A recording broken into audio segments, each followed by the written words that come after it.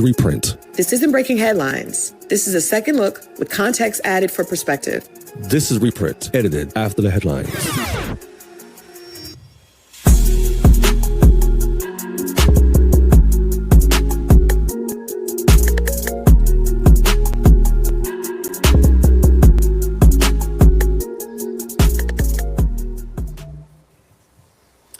All right, happy Monday. Happy Monday and good morning to the West Coast. Good afternoon, of course, to the East Coast. This is the Reprint brought to you by Lenox Parker. I am Christal Jordan, editor-in-chief for Lenox Parker, along with Victor Flavius, publisher. Victor Flavius. Good morning. Good morning. Good morning. How are you, Victor? How is it out there in LA today? It is getting warmer. It is getting hotter. What is going on with the live? It's good. I mean, it's hot. It's hot. Warming up. It's supposed to be 85 today. Yeah. Well, how that's things not with what's you? happening here. We're in the midst of some type of I don't know, it's a thunderstorm. Well, we were told it was a severe storm warning. So there were the possibilities of tornadoes. Okay. I know we just got rain. There was hail coming Okay. down in different parts of Atlanta. And then I know the East Coast is under extreme Mm. winter storm. My son, who was in Michigan, said it has snowed 36 hours straight, and Ooh. he is unable to get out of Yeah. his door. His door, he's snowed in. He's literally Yeah, snowed in. we're not doing that. We're not doing. It's 80 degrees over here. It was hot. Yeah, I'm gonna probably go for a walk when we get done today and just try to get outdoors for a quick second. Got to do it. Yeah, Got to do it. yeah. Well, I'm an outdoors person. I can't we indoors. can tell you talk about going on a walk every day. So we, you are I definitely an outdoors person. listen. I lived in Boston for many years, and we only had so much good weather that so we took Yeah, advantage of it, and you get this itch like I'm ready to go outside, and then it yeah. snows again, and you're like, oh my goodness, and then it snows again, and it snows again, and when you look up, it's May, and you're like, what? And it's like raining. Now it's raining and it's cold. So now and then June comes around. You're like, finally, summer's here. And then September comes, Labor Day, and the sun sets, and it's 50 degrees And outside, and you're it like, oh my starts snow goodness. again. Yeah, Well, cold not snow, again. but it gets cold again, rainy season again. It rains between September and, well, no, October and December is like rainy-ish season, cold. And then it's winter from like January to like March, April. And then Oh, okay, then it okay. rains again from March, April to June. And then you get like 2 months of like nice weather. That's it. Oh, okay. So Well, the see, from quality of life Ohio, is, yeah. it would start this cold weather would start like in September. So, Yeah. but I mean, I do think also that weather is changing, period. I think a lot of Oh, yeah. places are experiencing different types of weather than they ever have Yeah. before. So, That's true. That's true. I believe yeah, that. I think that is definitely changing all around. But I had a good weekend. We celebrated my godfather's 84th birthday. Oh, blessings. Um, Blessings. it was great. We had cake, we barbecued, and he had cake with a little bit of Hennessy, you know? Oh, Yeah, okay. Hey, cake listen, with a little. 84. Listen, we all strive to get to 84. I know people are like, oh, I don't want to be old. You know what? I want to get to 84. I want to get to 100. Mhm. Yeah, well, I'm just thankful that we have him. I took Yes. him to see the horses, and he had a good time. And then Saturday I actually went to an amazing Hmm. event with my bestie.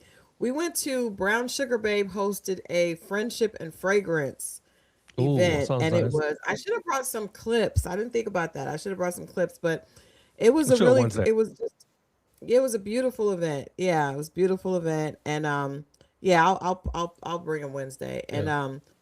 they just celebrating friendship, and I think that was really cool to celebrate friendship, and of course, fragrance. They launched four new fragrances, celebrating Hmm. friendship, and just women. Great timing to do it because we're still in National Women's History Month, so it was just a beautiful, beautiful event. You had women of color just all in pajamas and flowy Oh, that sounds lingerie nice. and celebrating friendship and each other. And then Tank came out and serenaded the ladies. So it was a good night. Wait, It was wait. a good. Like Tank himself? Tank? Yeah, Tank came out Oh, and serenaded the ladies, and wow. yeah, it was a good. It That's was good. crazy. Tank. It Oh was my good. Yep. goodness. Yeah, he Tank came came out out. and Wow. Okay. yeah, he was surprised to see women in their pajamas. They were it's just um, but it was a good it was good. He just did a beautiful job.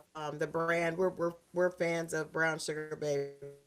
Yeah. So look forward to we'll sharing a little bit more about that. But I love the fact that they focused on sisterhood and women's friendships for National Hmm. Women's History Month. Um, that was, I think, a great way to celebrate womanhood because a lot of times we celebrate women's accomplishments, and that's great. But I also think that friendship is really Yeah. important. Of course. Yeah, of course. Yeah, It's always important. yeah. Yeah. I like that. It So probably was smelling really good with it too, huh? A lot of oh yeah, fragrances. yeah, yeah, yeah. I definitely Yeah. recommend it's oils and they smell so good. Such a Mm. just beautifully luxurious type scents. So Yeah. that was good. And then of course we know last night was the Oscars. Did you watch the Oscars at all? No, I did not get a chance to watch the Oscars. I should have watched it, but I didn't watch it. I didn't. Yeah, I didn't. I don't think I anybody didn't. watches anymore. Didn't I think get. people watch the Didn't clips. get a. It's hard to tell what network is gonna be on.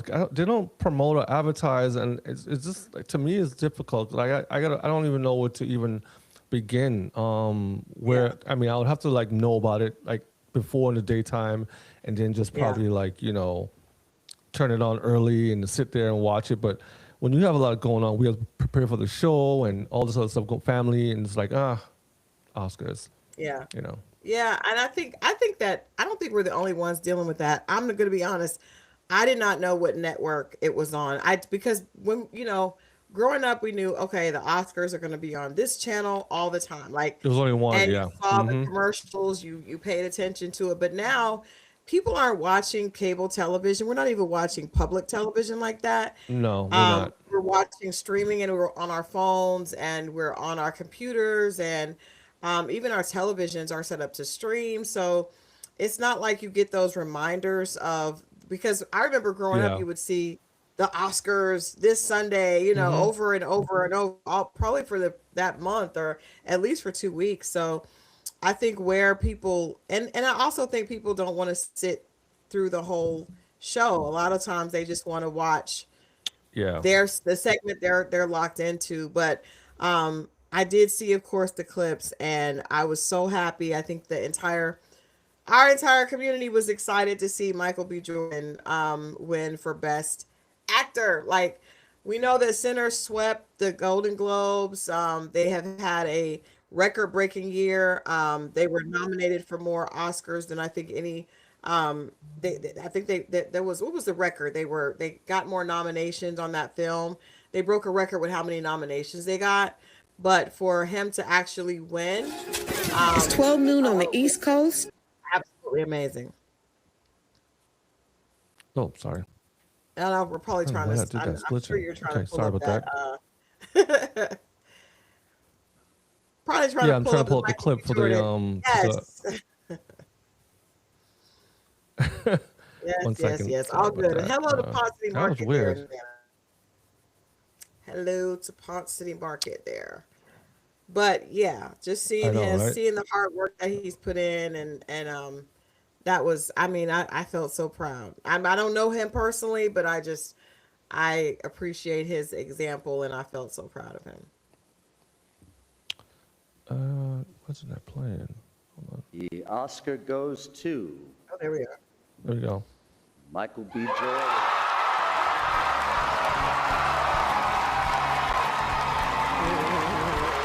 His mom. Wow. I think I make it really more. This is the first Oscar win and nomination for Michael B. Jordan. Wow.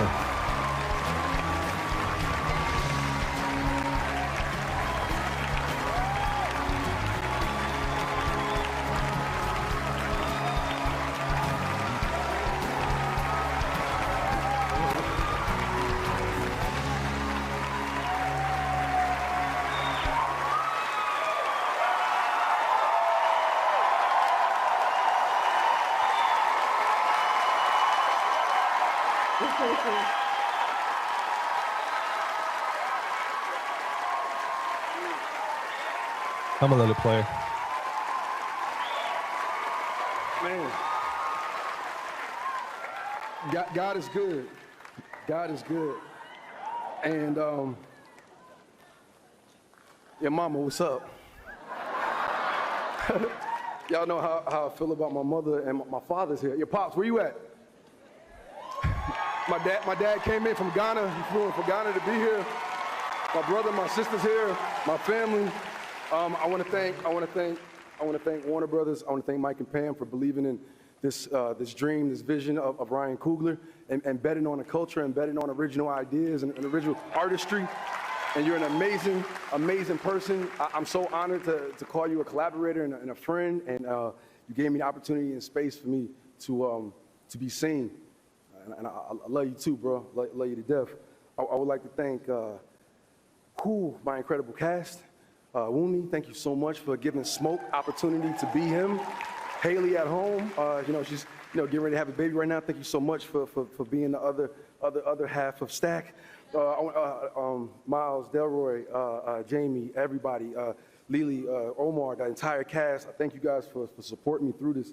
My team, Phil Sun, Greg Slewitt, Lindsey Gallon. Man, y'all. I stand here because of the people that came before me. Sidney Poitier, Denzel Washington, Halle Berry, Jamie Foxx, Forrest Whitaker, Will Smith, and to be amongst those giants, amongst those greats, amongst my ancestors, amongst my guys. Thank you, everybody in this room and everybody at home for supporting me over my career. I feel it. I know you guys want me to do well, and I want to do that because you guys bet on me. So thank you for keep betting on me. And I'm gonna keep stepping up, and I'm gonna keep being the best version of myself I could be. So I just want to say thank you for everybody in this room that had something to do with my success. I love you guys, and everybody at home who supported Sinners, who went to go see the movie once, twice, 3, 4, 5 times. Thank you, because you guys made this movie what it is. I love you. I love you. I love you.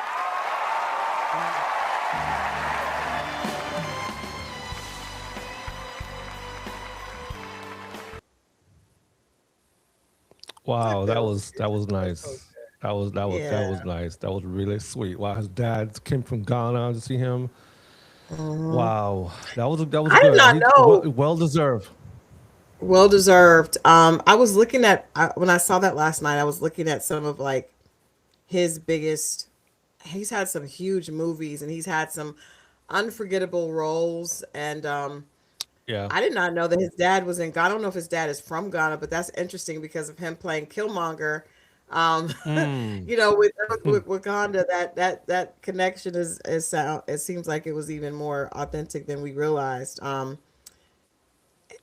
It's good to see good people, get rewarded in an industry that often doesn't see black creative, specifically, at this point. This is he's still very he's been in this business for a long time, but as far as the roles that he's been doing, young to be able to have this level of success. And so we just wanted that just felt good. Congratulations to him and his family. I love seeing his mom there. We know how as parents it feels when our babies succeed. So I just and then even the relationship between him and Ryan Coogler, it does hold the record. That film, like I was saying before, does hold the record as the most Oscar nominated film of all time. With 16 nominations, it did finish the night with 4 wins, including the best history-making best cinematography trophy and best actor, best lead actor for Michael B. Jordan. Jordan, this is his first Oscar, as we just saw there.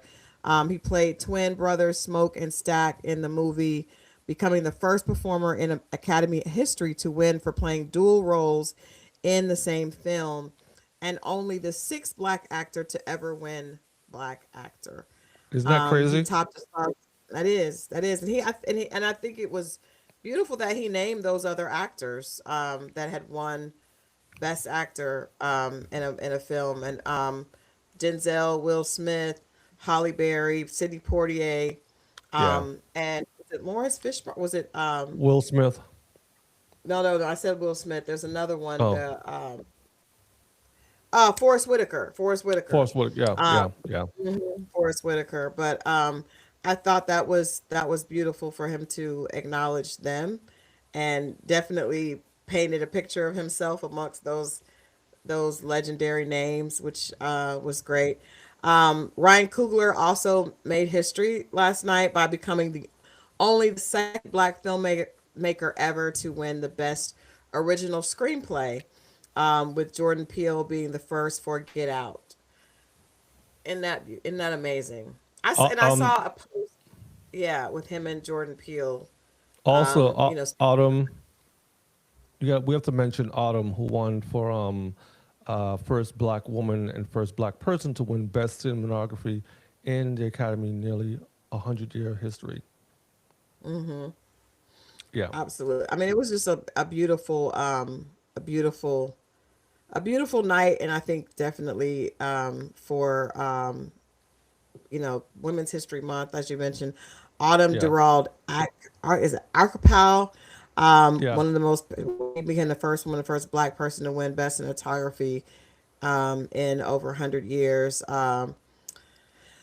Also, Jessie Buckley swept every major award show this season, capping her win with Best Actress for Hamnet. That K-pop Demon Hunters had a big night as well. I haven't seen that movie yet. I haven't seen, I mean, I stopped, I have I don't have kids, so, I mean, I have kids, but Yeah, they're yeah, grown, so they're not into K-pop, but, I know I keep, you hear it, it's been trending. Conan O'Brien, the comedian, hosted it again, this year, and the good thing about Conan O'Brien, it didn't seem like there's no controversy, no yeah. controversy, with that, yeah, so that was a great thing. We see here some fashions. You guys know I'm always going to want to talk about the fashions for the evening, but to me, from the clips that I saw, I was more impressed with the Vanity Fair show. Obviously, Tiana Taylor killed it. Yeah. That dress actually has is that had like feathers and fur in the train. I mean, She looks stunning. what is she, like 80 pounds? I mean, she's just like, she's Yeah, always so yeah. like well put together.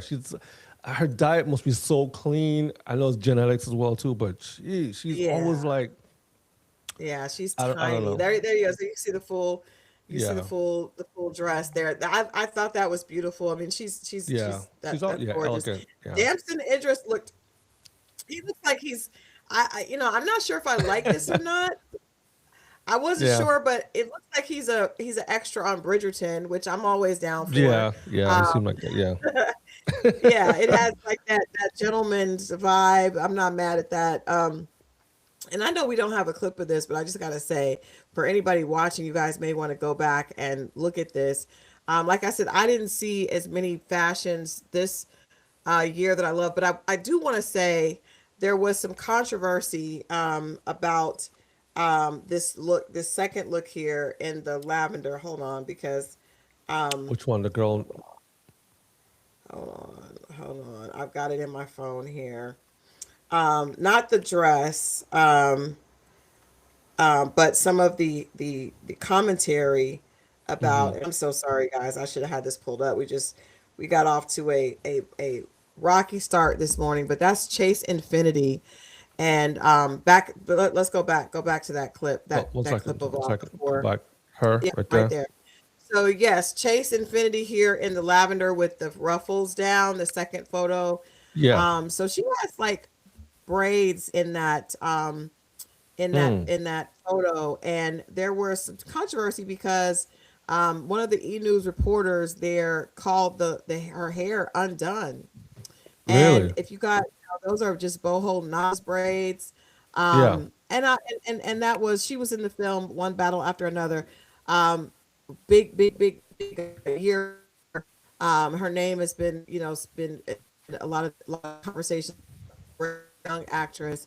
But the fact that her her look was said that her hair was like undone is crazy. And actually, I would just say for that look, it almost has kind of a mermaid feel to it. I feel like that hair looks beautiful. Of course, many Black women recognized her loose curl braid combination as boho knotless braids, and it was done by celebrity hairstylist Carrie Marino.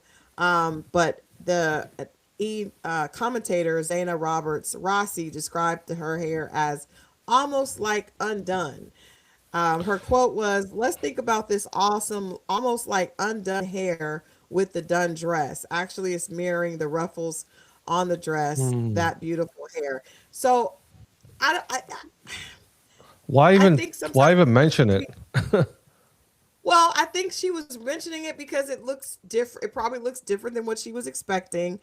But I also don't like the fact. So I think, okay, well, maybe, she's saying that it looks beautiful. But then the second comment is what caused it to be a problem for me. She said, "I feel like she smells like patchouli oil or maybe weed." Wow. So, now we have a What? problem. That is Now, yeah, that is wow. yeah. That is not that's why would you say that about a person's hair or even about the person? I don't understand why would yeah, that's disrespectful. It just seems like whenever we're in a great, that's very disrespectful. And it also, to me, it feels culturally motivated. I'm not going to say racist, but it does feel culturally motivated. Like, why would you say that a Black woman's hair because it's in braids, and that style is very popular, right? It I is, mean, yeah. like I said, Haley Bailey wore, well, she had dreads, but she has, wore her hair like that many times, and it's like she, the Little Mermaid. So why would we? And I'm not. Those styles they're similar, but not. That's knotless braids. Haley has locks, but it's still like it's a style that. And why would you say that someone's hairstyle made you feel like they would I smell mean, like patchouli oil and weed? honestly, if a person comes to an award show, first of all, you have to be invited. You have to go through the proper checks and all the stuff. She has money. If she was homeless or unhoused, it wouldn't matter. But why comment on a woman's hair? Leave it alone. Like, when a woman of non-color shows up and and her hair is, however it is, people don't comment about that. When a woman shows up with half nothing on, people don't. They comment, but it's like Well, we I'm do. saying. They do. They No, do. they And I do, will but say, I'm to be saying don't be fair, negative they do towards. comment. They don't say, they will say they don't like it. They may say that it looks like it's not finished, but that's why I wasn't really upset with the undone. But when you said patchouli oil and weed, Yeah, I don't that's know. where we got a Yeah, problem. I don't like that comment because I've seen people go to award shows in pajamas and people go to award shows all sorts of different ways with the crazy stuff. Yeah. But the point is that you're making a statement, but we know this is controversial in our time with addressing people of color's hair. Like, why would you even touch that? Like, Yeah, yeah. Why would I you do agree. that? I agree. It was not, Yeah, it that's was, it was, disrespectful. I hope that they'll address that with her. E News needs to definitely, have her make a statement apologizing or something. Um, just really quickly, the key winners for last night. Obviously, Best Picture went to one battle after another. Have you seen that? No, that's with Tiana Taylor and what's his name? Yeah, and the young lady that the Yeah, that we just talked about, Chase the whole Infinity. cast right there. Yeah. Mhm. Hmm. There's cast right there. Tiana Taylor. Tiana Taylor is having like She's the having a best. moment. She is having a movement. I believe she was Time Magazine's Woman of the Year. Like, this is amazing. I'm not, she's definitely having a year. She's having No, a she's done a year. lot. Like she's been on every major award show this year, including Michael B. Jordan. So they're both at shows together, like trailing. She's won awards and she's been on the red carpet. She's and to me, well deserved for Tiana Taylor and Michael B. Jordan because we've both seen Yeah. them grow up in their careers. We both see controversial things here and there with Tiana, not so much Michael, but we've seen them grow into being who they are, and to see the type of persons that they turn into on the screen it's amazing. Yeah. Yeah, it's amazing. Yeah, I agree. I agree. And now there has been rumors that the two are dating. I hope that's not true. I just don't think that's a good fit. That's just my opinion. But I have heard that. I have heard Oh, that. But really? they're yeah, they're the big winners for the evening. He looks so happy. He's just I so know, right? happy. That is cute. But let's run through these winners. Best Picture, one battle after another. Best Director, Paul Thomas Anderson. Best Actor, Michael B. Jordan. Best Actress, Jessie Buckley. That was her in that Hmm. photo with Michael B. Jordan for Hamnet. Best Supporting Actor, Sean Penn.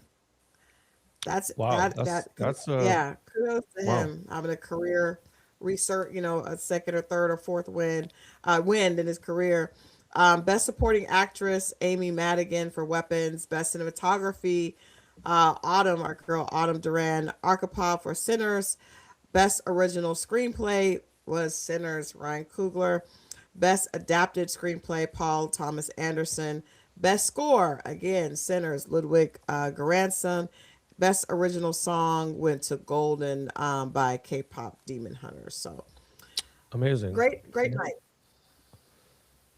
Good job to all of the Oscar winners. Yeah, I think you had a cute clip of Michael B. Jordan, what he did after he received his Oscar, right? Yes, I do. Let me pull that clip up 1 second. Yeah, Where is it? we're Yep, just here we reveling go. in that positivity. He went In and Out Burger. Yep. That is so cool. Yeah, that's amazing. He signed some autographs, and I thought that was really, really cool to see him. I wonder if it's the one by the airport. I don't know which one this is, I but know, right? it looks I like the know. one by the That's the one. airport. It looks like that's so funny because every time I come to LA, whenever I come, I'm Yeah. like, Victor, I gotta stop at In and Out first. Yep. And Yep. I'm in good company, I guess. Yeah. Oh, that's so cool. Good for him. Yeah, shout out to Very, Michael B. very cool. Jordan. Yeah, that's Oh, really it shows his heart. Like he's for the people. He's not like snobby. He's not like you can see his mom is there and his family is always with him. Ryan Coogler and his hmm wife is always there. It's like that's a good um, network to have, especially in Hollywood where people are always talking about scandals and who's sleeping with whom and who's doing this and that. And it's like your dating life is your dating life. I get there's always going to be some type of like scandal or there's always going to be some type of controversy going on. But when it comes to your nucleus of who you are as a person, having your mom and your best friend and his wife and your brother and his sister and everyone's working towards greatness, great. I love to Yeah, see that. yeah. I love to see it, especially with young Yeah. black men and women. So kudos again to them. But yeah, so we wanted to celebrate, kind of revel in that before moving on to the news. Here we We'll go. start slow. Let's start with Tyler Perry. And you know, this announcement that Paramount has actually bought out Tyler Perry and BT Plus, which means that they have acquired Tyler Perry's stake. And Paramount Skydance is now shutting down BET Plus as a standalone streaming service and folding it into its entire catalog. This will start in June of 2026. As part of the move, Paramount purchased Tyler Perry Studios' 25% minority stake in BET Plus. This is the stake that Perry secured through a 2019 production deal that helped launch the platform. Financial details were not disclosed, but industry estimates the value of the buyout in the tens of millions of dollars. BET Plus currently has around 3.5 million subscribers, paying between $5.99 and $8.99, well, $9.99 a month. These subscribers will be offered a discounted Paramount Plus subscription as a part of the transition. Meanwhile, Paramount has 80 million subscribers, meaning BET Plus content will reach a dramatically larger global audience, which is how Paramount is framing the decision. Roughly 1,000 hours of BET Plus content and programming will move to Paramount Plus, including Tyler Perry series, All the Queen's Men, and Zatima, as well as the Miss Pat Show, and the critically acclaimed DR from Detroit. I wonder if Sisters is moving over as well. So let's talk about this and what this means. And I think people need to look at it from the perspective of there's good and bad, but what will this mean overall for urban programming in television? What are your thoughts? Just thinking about that. All right, Paramount is taking over, so there's no longer a BT Plus, and for those of us that grew up in this, in the 80s and 90s, that black entertainment television was really for a long time the only place that we could see content, right? That was Right. ours. We had the Cosby Show and A Different World by chance. But for the most part, you would see music and black culture, news even was on black entertainment television. That kind of has moved into BET Plus, which allowed us to have programming, scripted series mostly, comedies and things like that, movies as well that represented our culture. And now with that going away, I'm a little concerned about what that will mean for opportunities, right? Because it's folding into a bigger platform that really is not focused on urban content at all. That's not a priority for Paramount Plus. However, those programs that do survive will be exposed to a much larger audience. Now, I don't know if that audience will support them, which is why it's a little worrisome to me, because say you take a show like DR from Detroit, you put it over on Paramount Plus, where it does have 80 million viewers that could potentially watch it. But I have never seen a time when rare instances like a Sinners or Black Panther, usually programs that are that host an urban cast or host a black and minority cast are not welcomed or embraced by non-urban communities. Do you guys see what I'm saying? So I'm thinking it may be, the Miss Pat show going over there. Like Paramount Plus main viewers is probably not going to connect to the Miss Pat show. This is all me just No. speculating, but I think that's what is the bigger issue at the helm of this. Yes, some of these shows are going over right now, but how many of them will survive over there with that not being the priority for Paramount Plus? Yeah, I think control is what we're talking about here. Tyler Perry had owned 25% of BT, and I think the time he bought BT, in my opinion, BT was already on the rocks. After It was shows BT like Plus. okay, so BT Plus, but BT itself kind of died, kind of Yeah. like right after 106 in Park, kind of like that era we saw MTV close its doors. I was able to go to the last BT Hip Hop Awards that they had. That was the last one here in LA, and I really see that when Tyler Perry came on board and he bought whatever portion of BT, it changed the trajectory of what we looked at for entertainment. And I don't think that BT represented us for a long time. Kind of like, not so much like Essence, but we've seen a lot of our black-owned brands integrate into larger platforms or try to go too wide, too big, too soon, or even too big, period, and lose the essence of the value or the respect or the nutritional part of who we are as a people. And it's almost like right now we look at BT Plus has 3.5 million subscribers, and Paramount has 80 million subscribers. So to me, what's going to happen is it's going to be absorbed. It's going to be put on TV. We might see a show come on at midnight. Who's watching TV at midnight? I'm not too sure. But at the end of the day, I think it's a disservice because we don't have our own platform. Now, we have Revolt TV, which is the new BT. That's grown. We have All Black. There's a couple of different little small networks that are coming up. And usually that's what happens.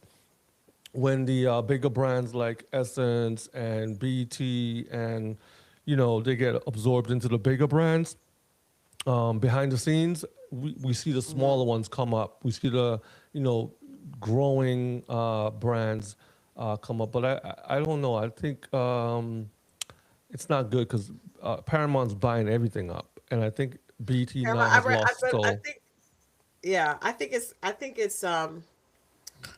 I don't know, because part of me doesn't think that everything is not racially motivated. I think Paramount's buying everything, right? Yeah, I'm not. Paramount's Yeah, gonna be one streaming big streaming platform, but I also think that you lose those niche markets, so that content that would be surviving in a smaller platform will get swallowed up and become irrelevant, when it's a part of just this conglomerate, this huge conglomerate. uh I don't necessarily see Revolt as a option for that. I think Revolt has a lot of talk conversations on it. yeah, I also think, quite honestly, Revolt suffered a lot when its identity, you know, the person that had the most identity in Revolt yeah. is in prison. And we're talking about Sean Diddy Combs. And I've heard that he's supposed to come home soon, but I definitely think the damage with the reputation of Revolt is done. I think they're Which rebranding is too. connected to him. They're trying to rebrand, but I know Yeah, it's difficult because he was such a big part of that. Um, I don't know. I but think that. Go ahead. no, sorry. I was gonna say that we saw that the Breakfast Club was brought Mm-hmm. on to Netflix, and they lost a lot of viewers from moving from YouTube to Mm-hmm. Netflix. So sometimes those moves aren't the best. It seems Well, they like were you get actually a on big deal. BT. They were Yeah, actually on BT. That's a perfect example of what I think. yeah, What I was saying. I think when you move over, you lose that cultural connection, and yeah. it does the Mm-hmm. format doesn't fit. I feel like we saw that with Pop the Balloon, right? So Pop the Balloon Mm-hmm. was this Yeah, wildly popular show on YouTube that really had developed a cult following amongst African Americans, and it was doing so well that Netflix was like, "We want it." Netflix pulled it over, mm-hmm. replaced the original host with Yvonne Orji, who is a hilarious comedian, but Niger like very different than even though Yeah. she's another black woman, she's an African woman, and it was very different. And it totally bombed. It bombed because Hmm. it wasn't supposed to be on that type of platform. They didn't know what to do Yeah. with it. It was not appreciated. They tried to make it fit their thing. And I think that's what we see with the Breakfast Club. I think the Breakfast Club is, first of all, it came from radio, right? And so there was a Mm-hmm. Yeah. radio audience. Then it went to BT. I don't know that the ratings were great on BT either, but I do know Netflix, it just Yeah. does No, not they work. lost. They lost. They said from YouTube, they lost a lot of their audience off of YouTube because they can't be on YouTube Or anymore. they, They all. right, They. because we'll see what Yeah. happens is, which is why I'm comfortable for us to stay here on YouTube, because what happened is were they were on radio, and then everybody started doing YouTube streaming while Yeah. they were doing their radio show, right? And then it went, so then when people get the visual there, and then it went to all right, well, let's put it on BT. But I think at that point, I don't think people were watching it on BT. I think that YouTube audience was still the strongest Yeah. audience. But Mm-hmm. I now think when you give it over to Netflix, it's just, and I think that could be kind of like marking the end of the Breakfast Club's reign as we've known it.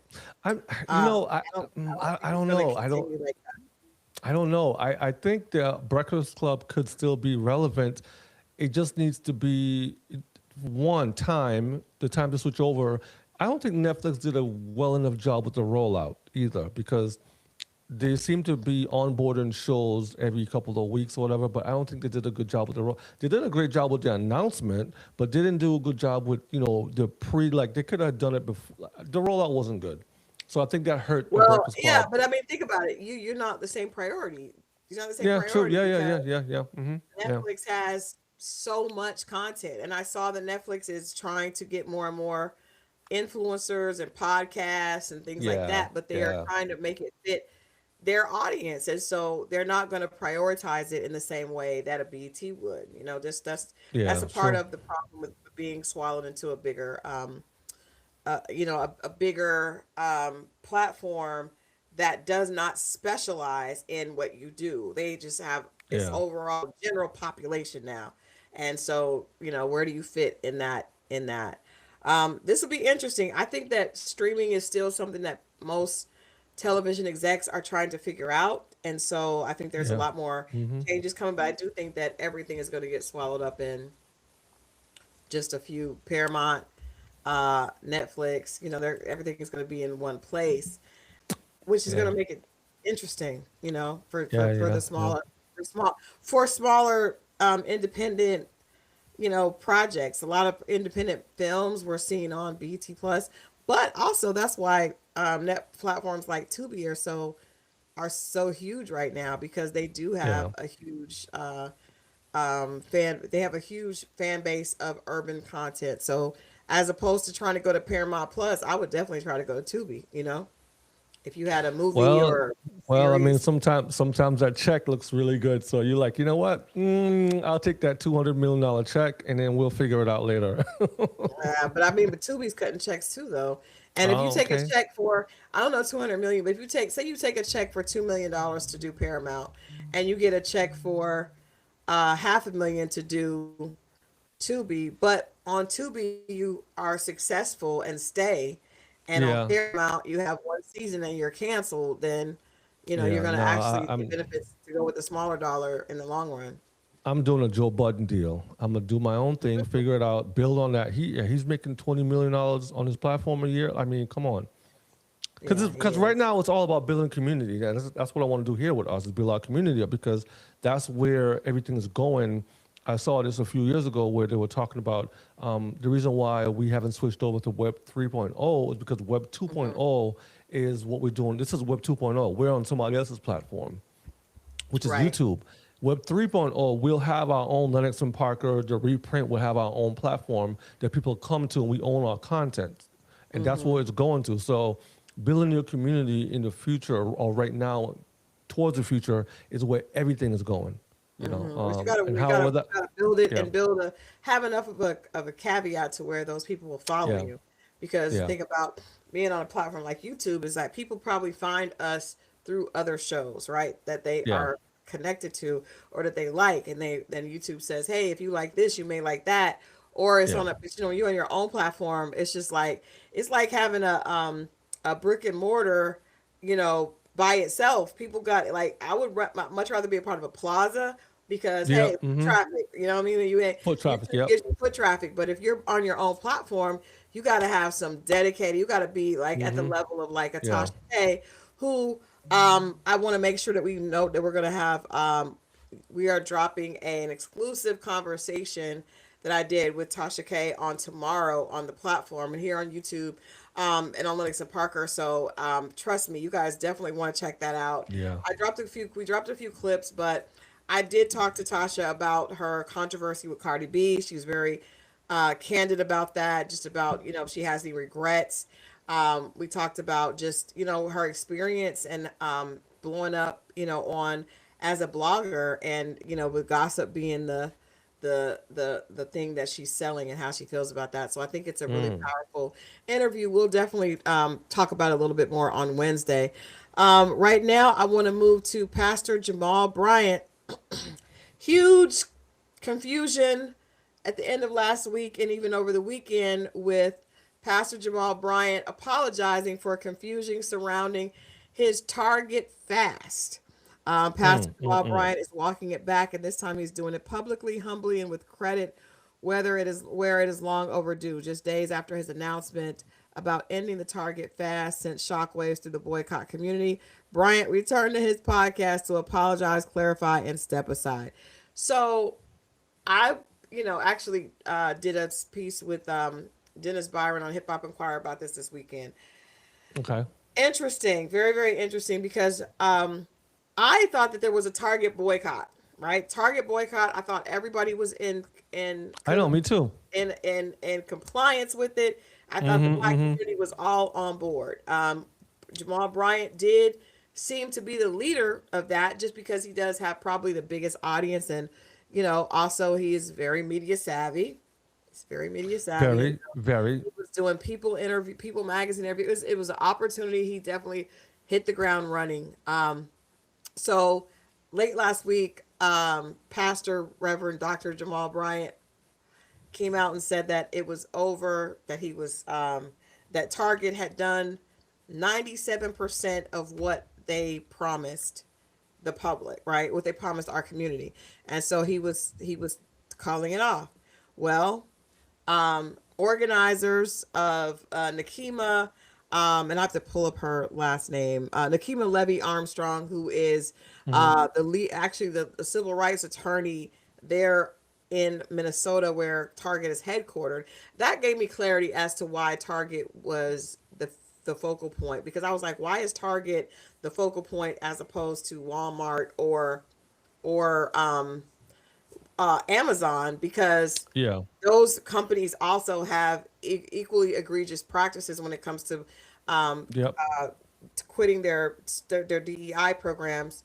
And I did know that Target had actually some entrepreneurial programs that clients of mine have been a part of. So I was like, why is Target the focus? But then understanding that Target was on the ground there where George Floyd and all this political civil unrest has happened, has been in Minnesota. So Nakima came out and said, first of all, Jamal does not have the right to call off something that we are still very much connected to and moving forward with.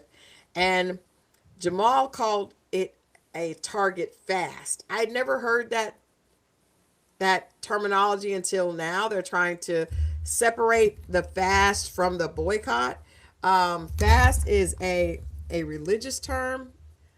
At least that's how I look at fasting as something that is a religious term. And so, y'all, I'm so sorry. I'm trying to do That's this. okay. That's okay. That's all right. It is not working. So anyway, he put an end to the fast. Said the boycott was still on, and he apologized for confusing the public. Right? Nakima went on Roland Martin and slammed Jamal Bryant. I mean, slammed him. She also included Tamika Mallory in that. She said that they basically tried to take over this movement and weren't connected to it. She specified that she basically said he was not genuine and made a lot of accusations about his integrity in that interview. Roland Martin did attempt to keep it objective, but Nakima felt very strongly about the fact that they had attempted to kind of hijack this movement.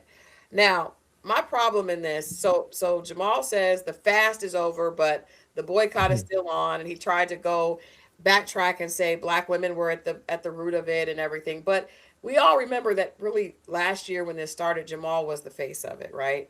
At least the public face, right? I didn't even realize that there were all these things working internally, right?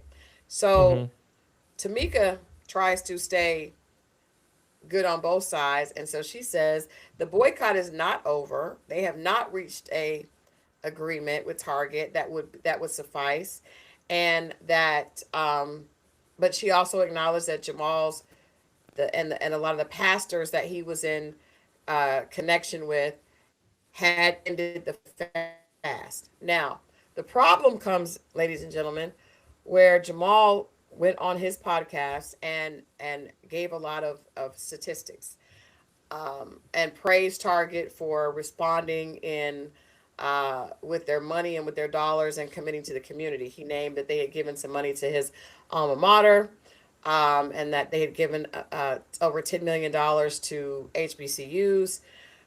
And when I was listening to that, I said, well, was this money, the money that Jamal is talking about, did it come from the time of the boycott, or is this just overall? Because he listed 200 million, 10 million, like all these huge numbers. Well, come to find out, as I watched a Target response, that was what Target has been doing before the broadcast, all the numbers that Jamal listed. So it was misleading in thinking that Target had responded with all this financial contributions to the community during this time. That was not the case. They are still very much have not met the goal that that Tamika and well, actually Nakima, who started this set.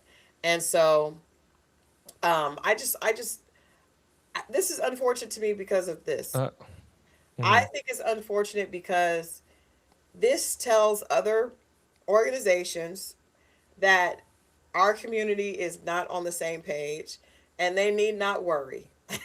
If Walmart does not need to worry, Amazon does not need to worry because our community cannot come together in solidarity the way that the Jewish community comes together and says, hey, this is not acceptable across the board. And I'm not going to take a buyout. I'm not going to take a payout. We're all in solidarity. That's one of the biggest problems that we've had as a community. And it is unfortunate to me that you would have Jamal saying one thing, Nakima coming out and basically accusing him of being disingenuous, and then Tamika trying to keep it. It just looks messy on a very public platform. But that's the bigger picture is if I'm Walmart, I am relieved. If I'm Amazon, I am relieved because Yeah. the DEI programs are still not back in place, right? And I Hmm. know for Hmm. a fact, I think I shared this with you. I have clients that have programming that has been funded by some of these corporations, specifically Walmart. Those programs have been ended, right? That was Hmm. supporting Hmm. African American women in business. Those programs have come to an end. So we focused on Target and then fumbled the ball publicly with all these Yeah. different fighting egos trying to be bigger than this and and I'm getting paid off over here, so I want to say this and then I'm not that, and that just looks Well, crazy. It looks I got a crazy. couple of questions. I got some questions. First of all, who made Jamal Bryant the face of the movement? First of all. Second of all, did he have all his facts in place? And did he get a check for doing this? You said he didn't, right? I'm not accusing anybody. I'm just asking questions. But what you said earlier, two things I want to address. One, we've seen the same thing with the Black Lives Matter movement after what's his name, who got killed. Mike Brown got killed in Ferguson. And when the Black Lives Matter movement started, we saw the different fractions of it. It got, one person saying one thing, other person saying another thing, and it got messed up in the media. Why do we as a people always have to be so flashy, loud, and so all over the place? It shows that we don't have a community that's close knit and together. We should. When you have a Jewish community, Hispanic community, or even a white and the Asian communities, you don't hear anything from the top of the community organization, whoever that may be, whatever caucus or whatever group that they have in charge. They handle it. You don't see protests in the street for Asian communities that much. If you do, you know, white communities no, Hispanic communities not so much. You don't see, all these different issues. But when it comes to us, we have to have a person in front. We need a MLK. We need a Jamal Brown. We need somebody with a talking voice to spearhead something. It goes on social media. It goes viral.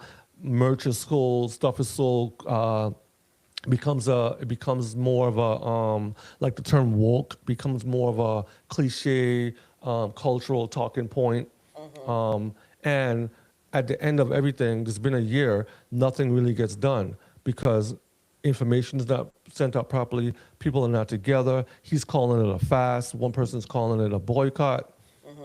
And so we've seen these things, when MLK was alive and they did the march and they did the boycott, those things were done in the community for the community. It wasn't broadcasted on national news. It wasn't, it started out, this is how we're going to do it.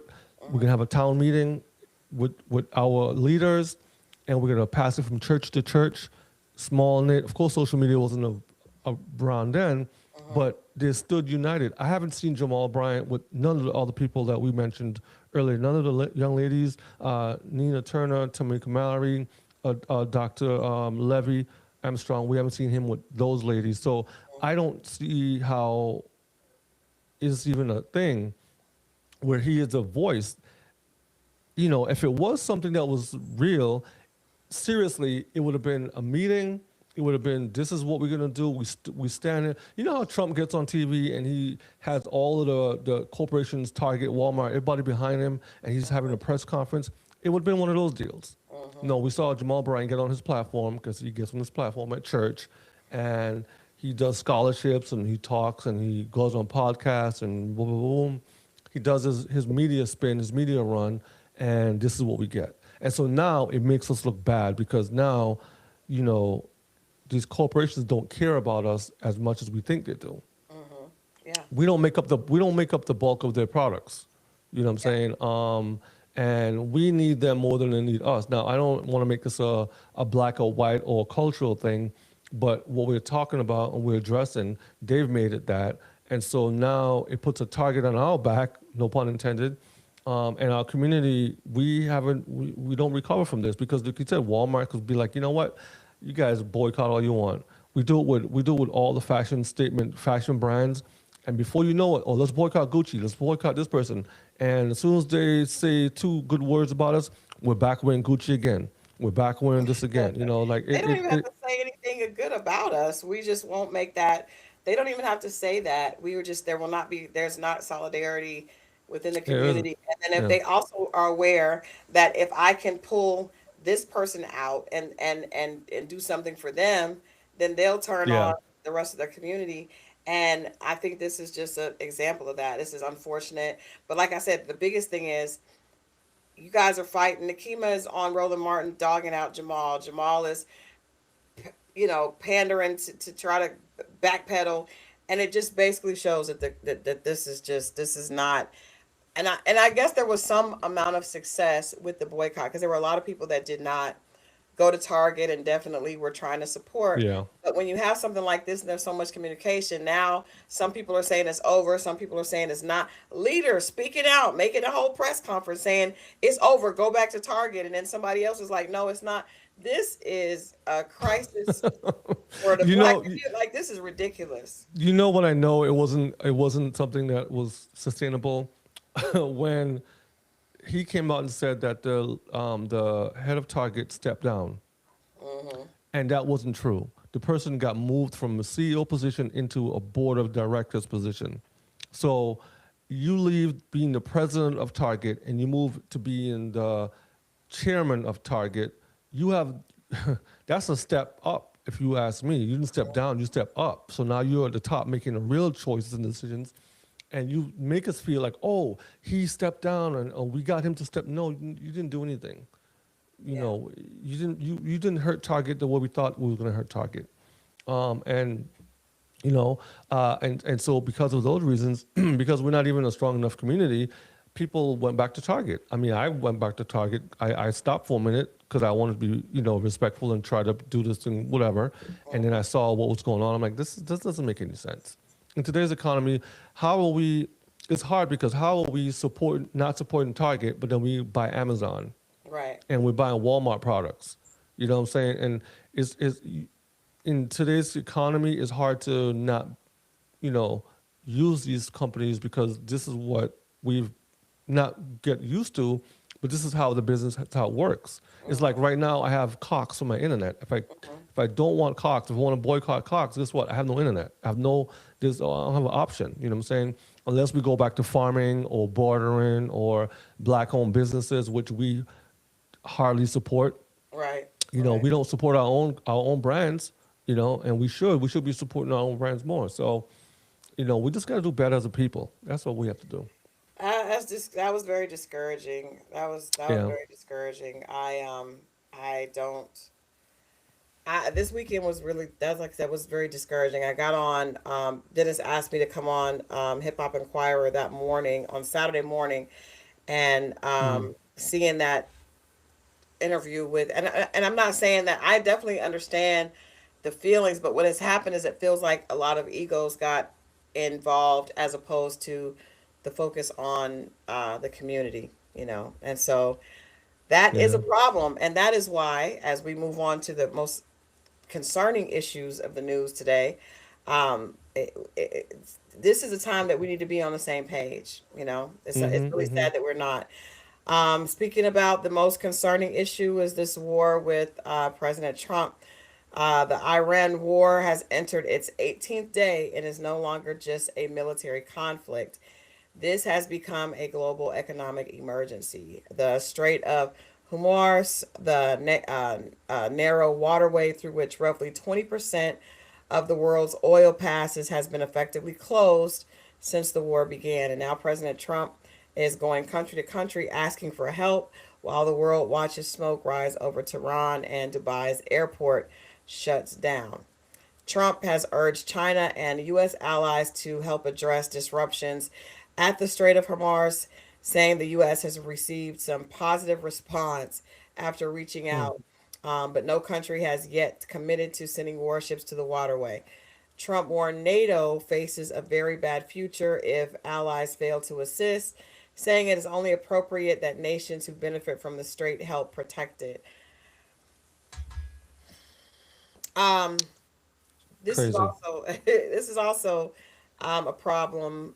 This is a bigger problem. I mean, but it's also why I think our community needs to be on one accord. Like there's these much bigger issues that are happening that are going to affect us from an economic standpoint, which you guys know for community, that's the best way to level a community is to affect them economically. And unfortunately, whenever there's economic disparity, our communities are represented in the downfall a lot faster than others.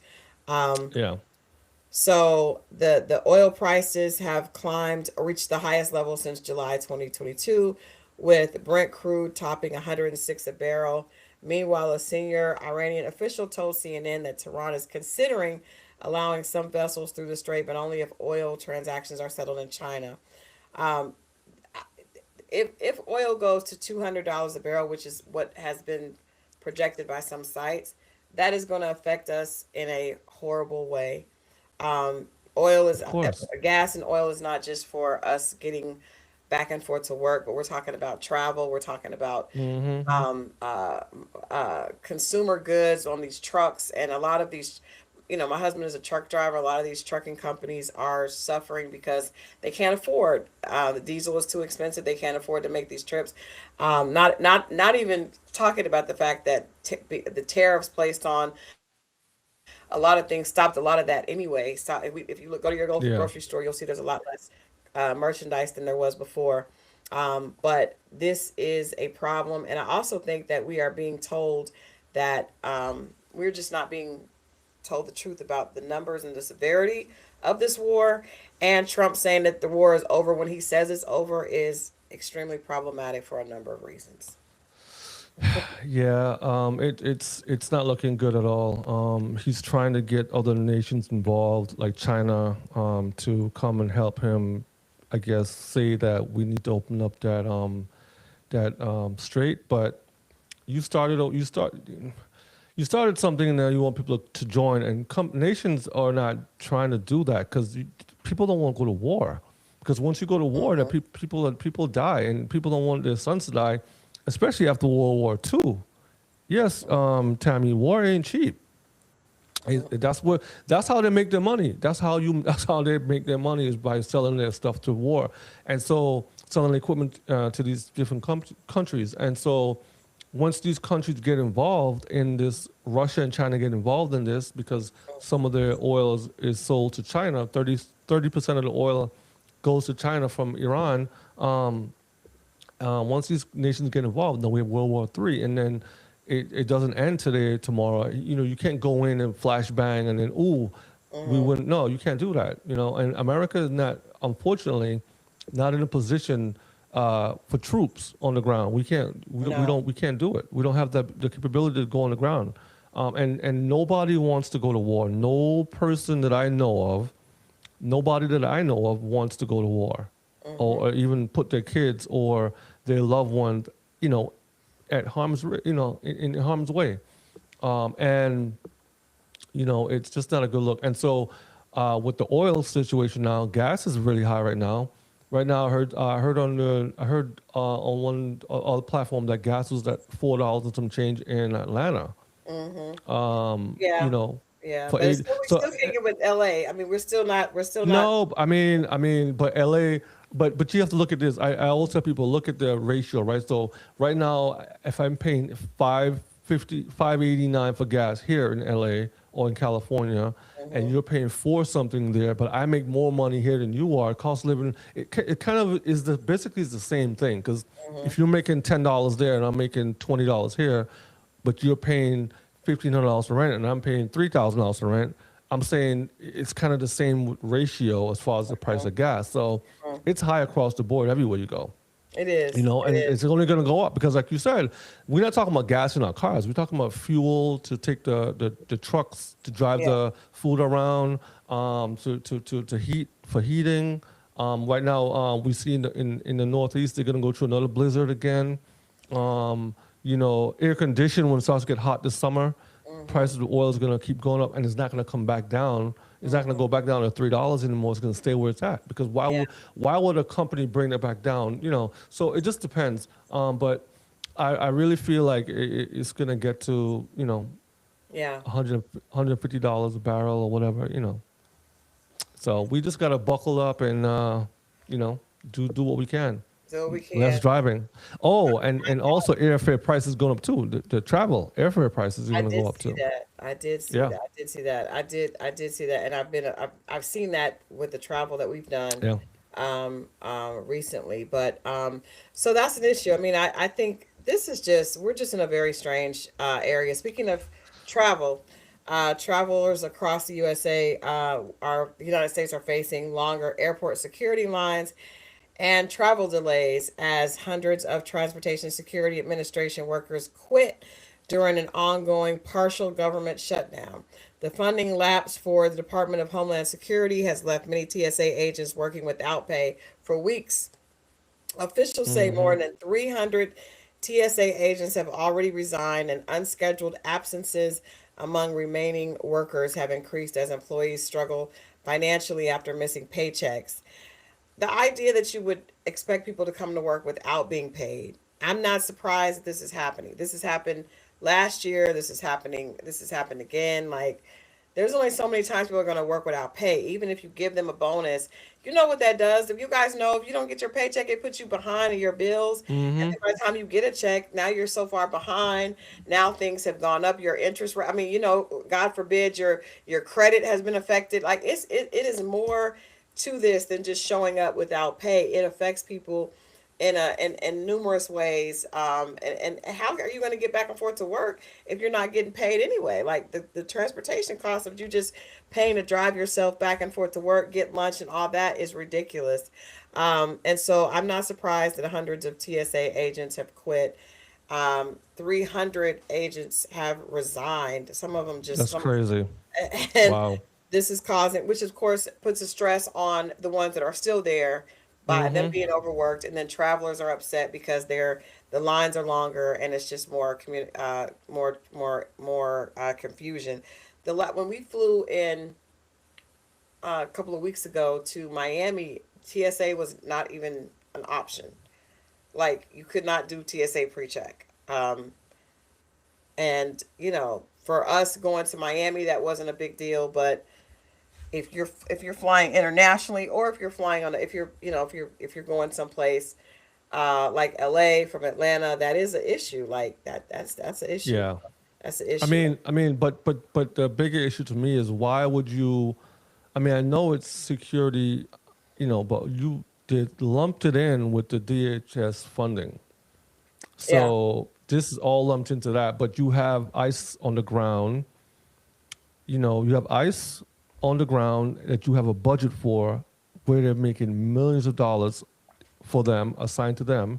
But the TSA workers who check people coming into this country and to the airports, you attach it to different funding, and so now everyone's screwed. And so it's just bad. I mean, it shows the morality of where America is right now. You know, you want to go bomb another country, but you can't provide your citizens with health care and all this other stuff. And you know, it's just a bad look. But it is. So the question is, should essential workers like TSA agents be guaranteed pay during government shutdowns? And I would say absolutely. If you want to travel, then people that work at the airport and these places that are necessity should not be without pay. And I do think that the first people that should be without pay during a government shutdown are the government, the people that acknowledge this, that are causing the shutdown. So Congress, no, Yeah, yeah, yeah, that will inspire you to push past and come to an agreement. You don't yeah. get paid, but when you get paid, but then you're at a standoff, receiving your check while others are it's ridiculous. It's ridiculous. We see it. It's We see it. ridiculous. It's just speaking of more ridiculousness. I know we're a Oh little my over goodness. time, so we're gonna run through this. Jeffrey Epstein, one of the most respected security experts in the world, just sat down and said out loud what many people have suspected for years, that Jeffrey Epstein was not just a wealthy predator. He was a construct, an intelligence operation, and most people in power know it. Gavin DeBecker, a world renowned security and violence prevention expert with over 50 years of experience, and who is widely considered a leading expert on anti-assassination strategies, joined Stephen Bartlett on the Diary of the CEO podcast to reveal how governments read your messages, why he believes Jeffrey Epstein was an intelligence construct, and what he knows from decades inside the highest levels of the White House and CIA protection. On Epstein, DeBecker pointed to the 2008 plea deal as one of the most telling pieces of evidence, noting that the U.S. attorney at the time gave Epstein a deal that explicitly protected unnamed co-conspirators from prosecution. And when asked why, the U.S. attorney, who later became Secretary of Labor, said he was told Epstein belonged to intelligence. He eventually had to resign because of it. There's so much going on with this Epstein case, and when DeBecker connected it to Israel, that's when I started saying, wow, something is really going on here that's bigger than we realize. DeBecker believed Epstein was an intelligence asset for Israel, pointing to the document intelligence background of Ghislaine Maxwell's father, Robert Maxwell, whose funeral was a state-level affair attended by Israeli prime ministers and Mossad directors. The theory is that Epstein ran a sexual compromising operation, collecting blackmail material on powerful politicians, executives, scientists, and world leaders on behalf of a foreign government. DeBecker noted this view is not only his, but multiple intelligence adjacent sources have said the same thing for years. DeBecker also, included a warning for us everyday people that we need to know that no digital communication is truly private. Surveillance technology like Pegasus 3 can remotely access your phone cameras and microphones without you clicking anything, even a so-called no-click exploit. The Saudi government reportedly used this technology to hack Jeff Bezos' phone after the Washington Post covered journalist Jamal Khashoggi's murder. DeBecker says AI is now the ultimate tool for the government mass surveillance, and the public has no idea how deep it goes. I believe this 100%. As far as 100%, the 100%. way that we are being Of exploited, course. you know. Our cameras are always on, even on our TVs. If you have a smart TV in your house, it's on.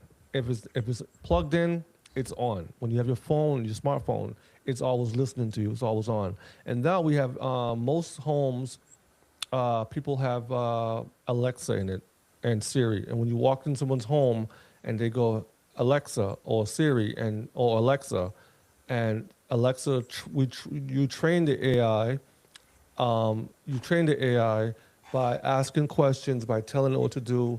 It knows your voice, it knows your tone, it knows all that stuff. And what's going to happen in the future is voice is the next big wave. Voice is where it's at. Everything that we do from here on, moving forward, technology in your car, in your home, wherever you go, it's all going to be voice operated. They're trying to get rid of your phones in your hands. So what they're going to do is, that's where 5G and 6G come in. What's supposed to happen is if, like in some countries, some cities in China, when you go outside, you basically will say, I need an Uber, and it'll show up because voice is activated and 6G is around you. They want to get you away from phones. So even Apple is switching their situation where they're getting you off of the phone and they're gonna have this smart device that you like a pin you pin on you, and it'll be able to hear your voice and talk to you and be with you all the time. It's technology is going that way, but here in America, yeah, the camera is always on. Yeah, and I it's all think the listening camera, too. and I use my Chat GPT quite a bit, and I'm Oh yeah. always aware when I'm Mm-hmm. using it. I'm compromising myself.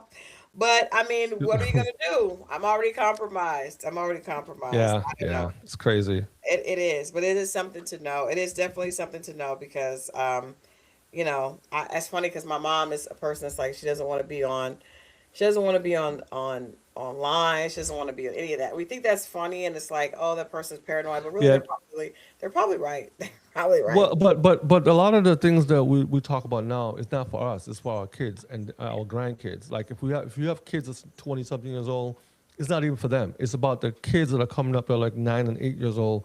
Yeah. It's grooming that generation and getting them ready for the stuff. So we're gonna be the old people in the future talking about what we don't want to do, and they'll look at us like, what? I But think we're we've already that. created. I think Yeah. we're already there. I think we're already there. Well, like I said, I know we missed a lot. We gotta Yeah. move past that. I do want to do our Black business of the day because we don't ever want to Let's miss do it. that. Our Black business of the day is the Ivy Showroom in Atlanta. The Ivy Showroom is a high fashion rental destination for couture and design pieces, offering a private curated experience for clients, stylists, and celebrities to access exclusive garments for events, photo shoots, and film TV productions. It is known for its exclusive collection, including pieces from emerging and established designers, and provides services like in-house styling to create personalized looks, making high fashion accessible through a seamless rental process. Now, I don't like to do things that are solely for celebrity consumption, which is why I thought, celebrating the Ivy Showroom. If you are in Atlanta and it's your birthday, if you are celebrating a retirement or any type of special day and you just want to look like you look your best, you can go to the Ivy Showroom and they will put together a celebrity look for you, or a celebrity inspired type look for you, to where you can have a photo shoot, you can feel your best, and you can look like $1 million for probably a fourth of that just by renting out something and using it for a photo shoot. So the founder is Fiscani Akira, who actually is a very, very well known, celebrated celebrity stylist. And she decided instead of continuing to run across the Mm-hmm. country and the globe chasing celebrities with racks, she would create a place for them to be able to come and also for the average person to be able to come. Fiscani, we celebrated her with our holiday issue, and she's an Yeah. amazing woman, very, very Amazing. successful. But one of the things that she advises is that people should stop saving these. If you have a dress in your closet, that is Yep. amazing. If you have a Mm-hmm. suit that you have more, stop saving it. Put the clothes on. Wear Feel it. good Yep. about yourself. Experience that. And I'm definitely one that's like, oh, I love this. I don't want to wear it. No, wear it. I know. Wear Me it. too. Yeah. Enjoy Yeah. it. Make sure that you take the time out to celebrate yourself. And so I would just encourage you to go to the Ivy Showroom. Just click on the link and see what you see if you're here in Atlanta. If you're not, you may want to visit if you have something big coming up and get yourself something amazing to put on for a photo shoot or something to do special. But we also just want to say kudos to Fiscani. I believe you can also purchase certain things there, but I know that you can definitely rent things. They are located at 800 Miami Circle Northeast here in Atlanta, Georgia. And now, not only, you guys, I'm struggling with this microphone. Not only are we celebrating our Black history, I mean, our Black business, but we also want to leave you with an inspirational quote for the day, of course. Before we get out of here, it's important for us to always leave something positive. And so this is again through Snap Yourself into a New Reality. The quote is, breaking through to your amazing future begins the moment you are discontent with the things the way they are today becomes your discontent with the things the way they are today becomes disruptive. In other words, if you the thing that can get you to chasing your future is when you finally get enough and become Mm-hmm. unsatisfied with things the way they are today. when you are that unsatisfied that things become disruptive, then the breakthrough to your amazing future is beginning right then. So I think that is powerful. I think so many of us say we're unhappy, but obviously we aren't unhappy enough because we sit there. But the moment, my grandmother used to say, when you get enough, you'll stop. The moment you realize I'm miserable, I cannot take this anymore. I I like want that. something better for my life. And that idea, that feeling is disruptive. That's when you can start working on your future. So if that's you Yeah. today, today is the day. Say I've had enough. I'm going to Today, make a yeah. change, and you can start on a better future for yourself. It's never too late. It is never time has never passed you by. What is for you is out Mm. there for you. You just have to have the strength to go get it. Yes, I love that quote. That was good. That was real good. Yeah. Yeah. Yeah. Hope Well, everybody Victor, enjoyed their day today. Get outside. My last words for the day is get outside. Go outside. Call your friends, your loved ones. Say I love you. Say hello. Check in. Check in with your parents, with your kids, with your significant other, with your best friends. Just check in with people. yeah. Let them know you're alive and do something that makes you happy today. I agree. I agree. Yeah. We do want to let you guys know we are excited about this week. Like I said, we have this Tasha K interview that's going to drop tomorrow on Lenox and Parker, and then also on Friday at 8 p.m. Eastern, right here on Lenox and Parker's YouTube channel, and also my personal YouTube channel. We are premiering our first State of the Black Woman address by Lenox and Parker. You can watch it here at 8 p.m. I'm gonna be hosting some amazing women that are gonna be talking about just where womanhood is today, where are Black women today, from an aging perspective, from a career perspective, from a relationship perspective, what is going on with Black women today. So we invite you to be here for the premiere, which again is 8 p.m. on Friday. Lenox and Parker's The Reprint presents the 2026 State of the Black Woman Address. I promise it's going to be really good. You're going to leave inspired, and probably with a little bit more insight about your sister. So please join us for that. Please make sure you go to the site and subscribe so that you can be the first to get this exclusive Tasha K interview. Trust me, you don't want to miss it. There's tea being dropped, being spilled all over. It's going to be good. And then we also have some politics coming up on Thursday. We have an interview with actress Melinda Williams. You guys may remember her from Soul Food. She played Bird, and just has played in a number of movies. But we are dropping an interview with her on Thursday, along with a very, very powerful story by Carmen Simmons. She is the founder of InStyle Atlanta. She has a show on Fox Soul. I have a very, very powerful interview with her that will drop on Friday as well. So make sure that you're tuned in, make sure you're subscribed, and you'll be the first to get all that content. Yes, thank you guys for joining us. All those in the chat, Tammy Bowles, and Edna. We thank you for rocking with us all day. We appreciate you guys so much, and we look forward to seeing you guys on Wednesday. Yeah, we'll be back on Wednesday. Remember at 9 a.m. Western, 12 noon Eastern. But stay tuned for tomorrow's interview with Tasha K. And then, of course, we'll be back Wednesday. We have a special political segment that we're going to be sharing with the As well, upcoming yeah. politician on Wednesday. And then Friday, we'll be back with Jamal and Bottom Line Burke with sports. So we got a lot coming for you guys. Yeah, a lot. Yeah, we'll Woo. see you guys later. Have a good Monday. See you. Okay, bye-bye.